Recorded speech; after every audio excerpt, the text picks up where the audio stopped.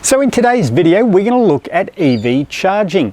Now, for those new to EVs, charging is probably one of the top 5 subjects people like to talk about. So today we're going to look at probably the most cost-effective, definitely the cheapest, and probably the easiest way to charge your EV. So that's via a 10 amp portable charger that comes with the car. So stay with us. This video is brought to you by Regen EV Charging Install, Australia's residential and commercial EVSE installation specialists. Links to these sponsors are in the show notes. Hi everyone, my name's Greg. Welcome to the Electric Car Australia YouTube channel. Now this video is probably not going to be as much use to my regular followers who already own an EV or have done lots and lots of research in the past. So look, please, if you don't need to know about 10 amp home EV charging, please just let the video run, go and make yourself a coffee, give it the thumbs up, it really helps the algorithms. But for everyone else, this is going to be an introduction to possibly the cheapest EV charging you'll ever do. Now it's via a 10 amp normal power point, so you can do this at home of course, or you can do it on the road, in accommodation if you're traveling, etc. But we're going to go through every part of this charging and explain what it is, the types of costs involved. So yeah, let's get into it. So as I mentioned, a 10 amp power point. So we've got one up here. We'll plug the mighty MG ZS EV in that I'm going to use for the demo today. But this is basically what a 10 amp portable charger looks like. So it has the standard Australian plug on it there. So you'll see the smaller earth pin there. So the normal one goes straight into a normal power point. So you don't need anything special. Any power point in your home or any power point you find anywhere will work, unless it's very old building construction. Then you might want to get your wiring checked. But for all intents and purposes, that is just a standard 10 amp Australian power point. So now let's have a look at the other end of the cable. So this is the business end that plugs into your EV. Now in Australia, the majority of EVs on the road, and also all new EVs, have what we call a Type 2 connection or a Type 2 lead. So when you hear people talking about a Type 2 lead, this is what they're talking about. And I'll give you a close-up on the car shortly, but that is a Type 2 plug. So it's got a flat point at the top, it's got a slot in it there. You can probably see a locking pin locks down in that, and that stops anyone pulling this out of the car while it's charging, or even while the car's locked. So basically, if you plug this in, you lock the car and you walk away, even if somebody turns the power point off, they can't pull this out because there's a locking pin in there. Now, while we're here, now this is getting a little bit technical. This video will be pretty basic, but this is getting a little bit technical. You'll notice there that you can see metal inserts in those 3 pins. Now that tells you that this is a single phase 7 kilowatt charger.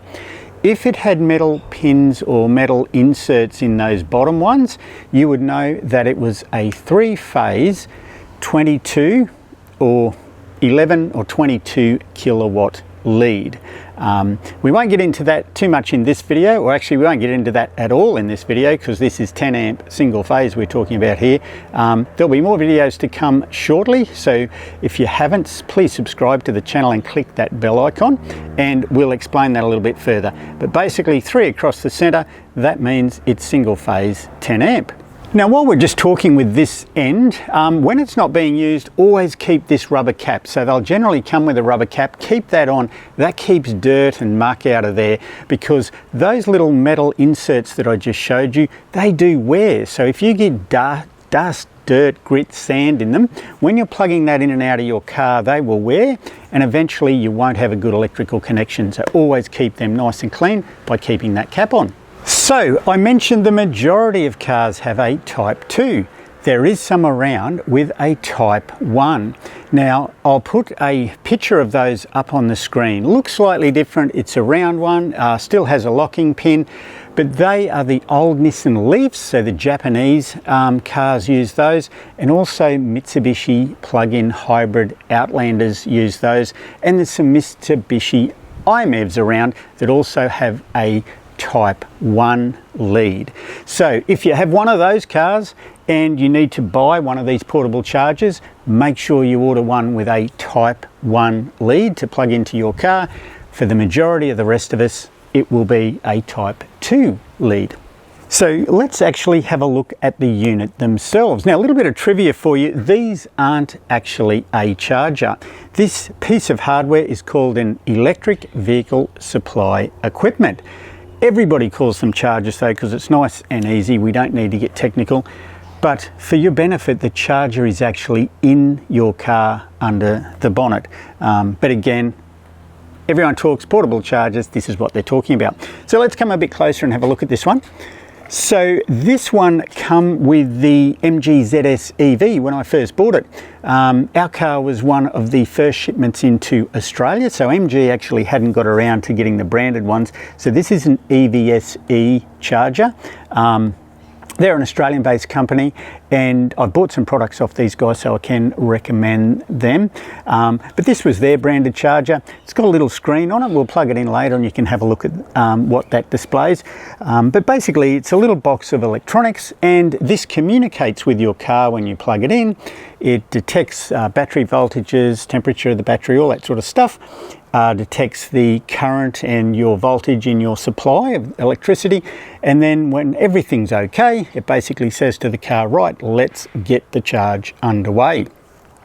Now this one here I think is about $350, so these will generally come with your car. So when you buy a brand new EV, you'll get a portable charger like this. It'll either be a 10 amp one or a 15 amp one, and like I mentioned, we'll have a separate video on those coming soon.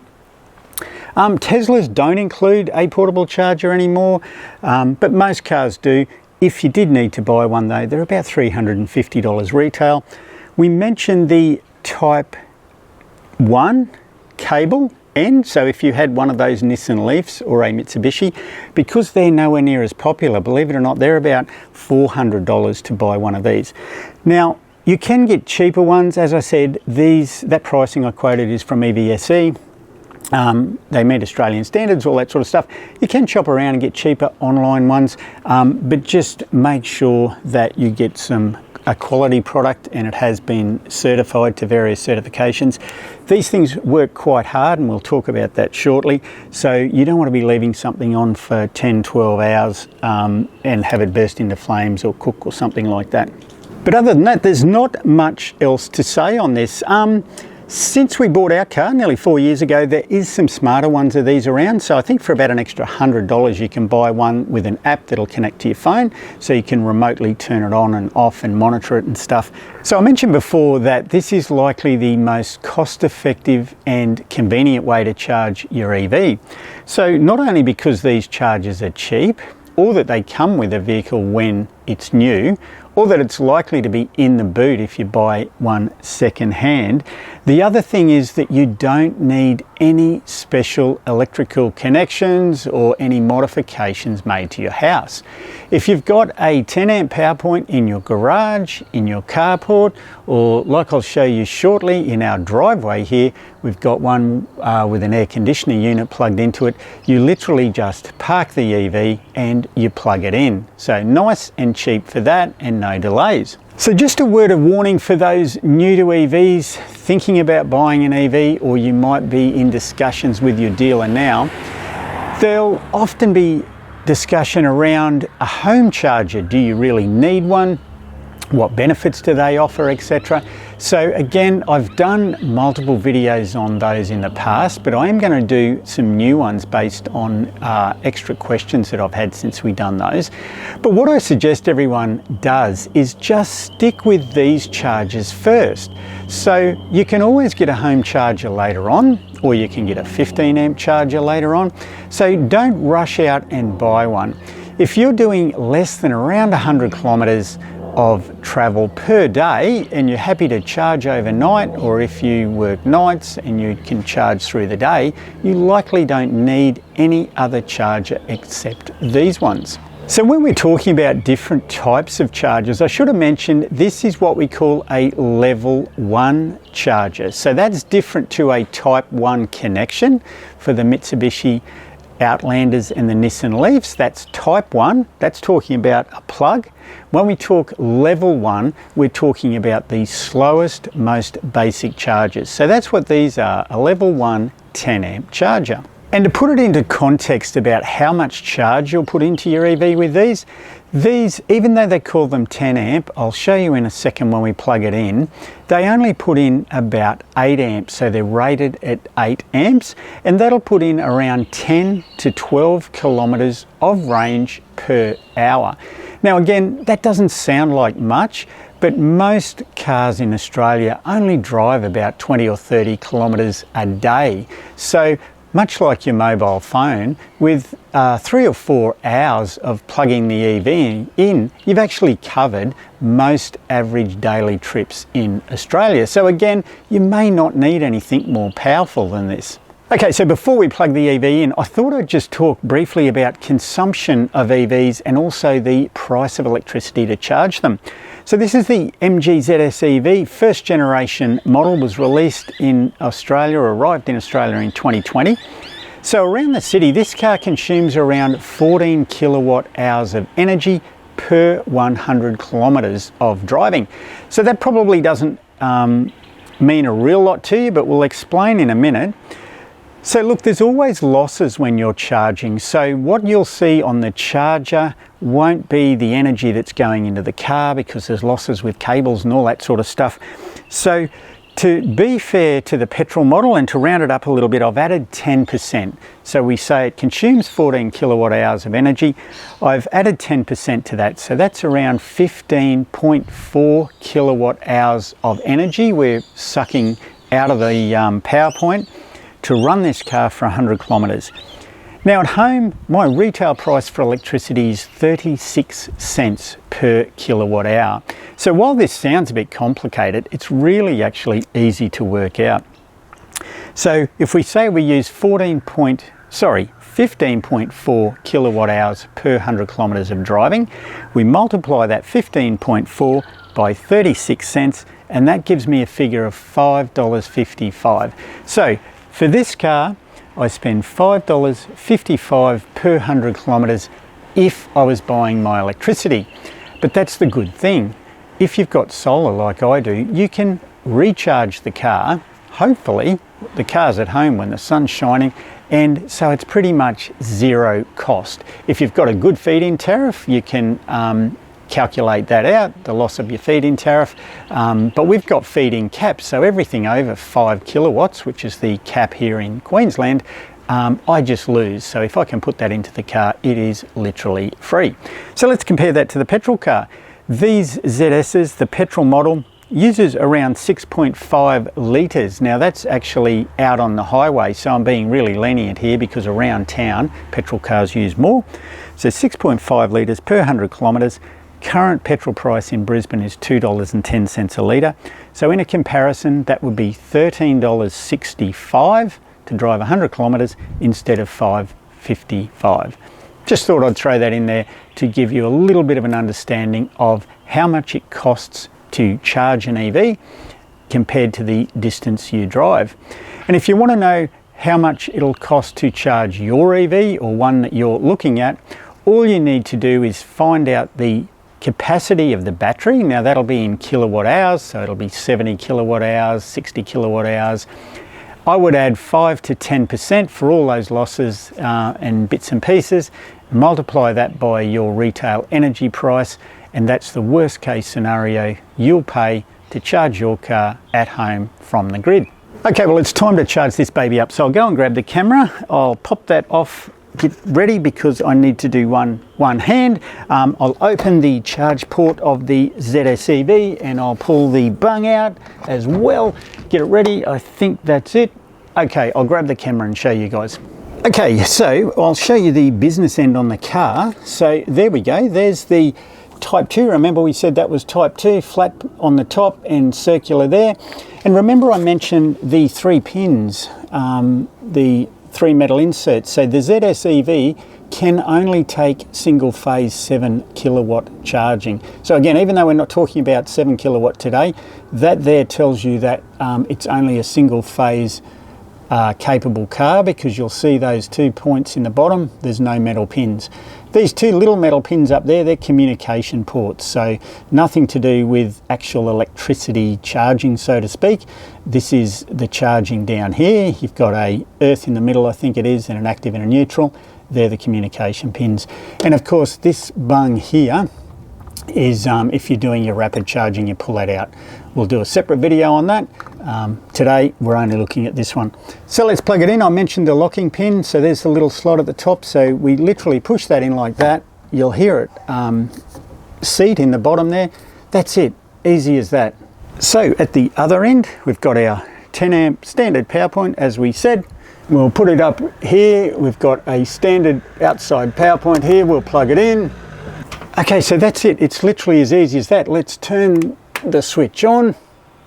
Let's come down here. We'll watch the screen. You'll see it starting to fire up.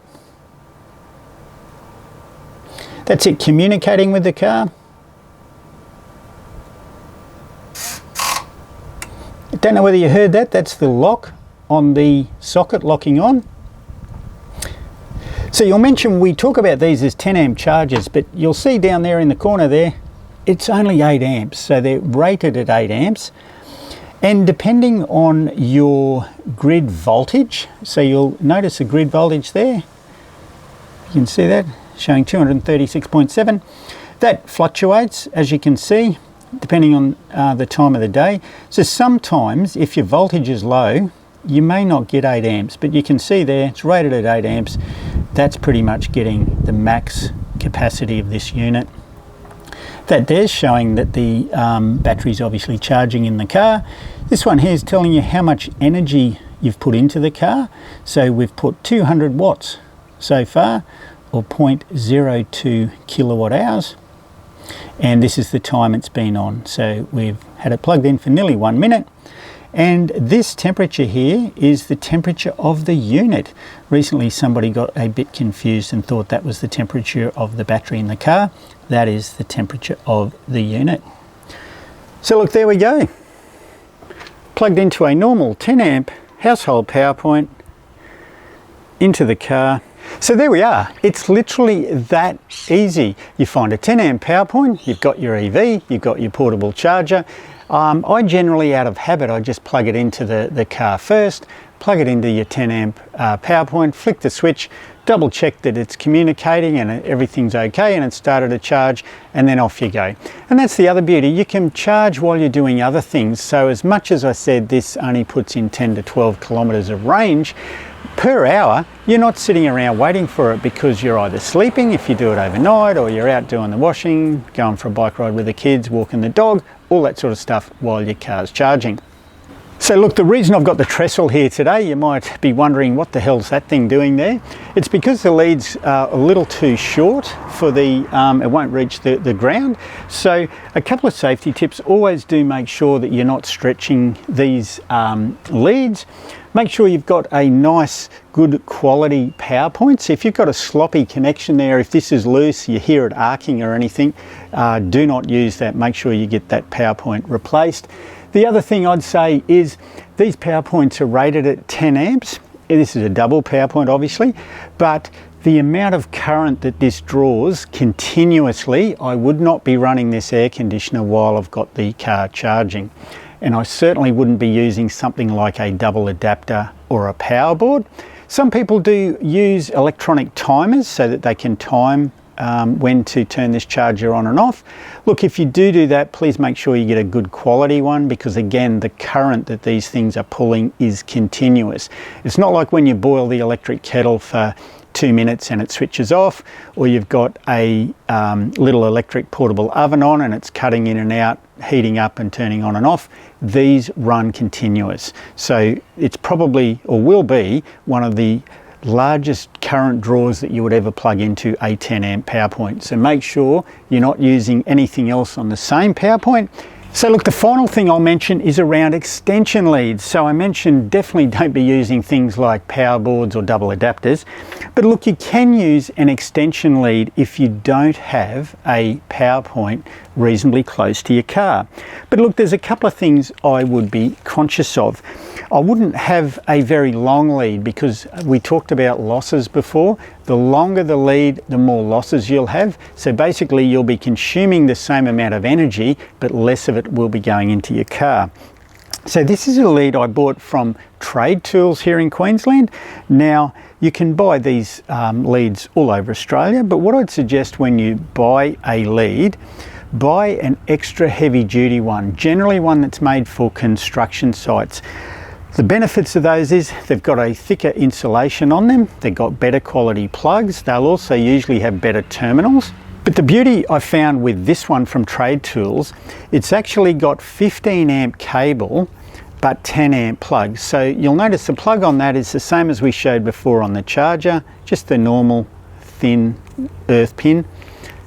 Same normal earth pin in there, but it's 15 amp cable, so it's a little bit heavier, a little bit thicker, and you know that for continuous draw that this is going to be fine. Again, if you buy your cheap little Kmart extension lead, I would not be putting that anywhere near an EV. Even though they're rated at 10 amps, I very much doubt they'd be rated for the type of continuous consumption, and I'm sure those leads would be getting hot. You can use a lead, just keep it as short as possible, and I would buy an extra heavy duty one with heavier rated cables and plugs. You just need to make sure your plug is still 10 amp. This one was about $35 and it's 15 meters. I wouldn't go any longer than that. Well, I hope you found that video useful, particularly if you're a new EV owner or thinking of going EV shortly. If you did find it useful, please share it with your mates, give it the thumbs up, and I mentioned that we'll have lots of other new charging videos coming out shortly. By all means, browse the channel. We've got probably about 8 or 10 videos on charging already, but I'm doing some that address some of the additional questions that I've had over the last sort of 12 months, so we're going to cover those. We'll be doing a 15 amp home charger video, so similar to this but a bigger capacity one, and we'll talk about how quickly that can charge your EV, and then we'll look at some 7 kilowatt home charging. So as I mentioned, most people won't need that, but if you do, it's really convenient if you need a quick turnaround. So if you've came home on a decent trip and then in 1 hour's time the teenagers need the car and they've got to go out again, so you're really paying for the convenience. And if you are thinking about one of those, would like to have a look at some pricing or have a chat to somebody that's in the know, talk to Aaron from our channel sponsor Regen EV Charging Install. And of course, a big thank you to my channel financial supporters. Couldn't do it without you guys, so really appreciate your ongoing support. Well, that's it. Take care, stay safe, look after your friends and family, and we'll talk soon. Cheers.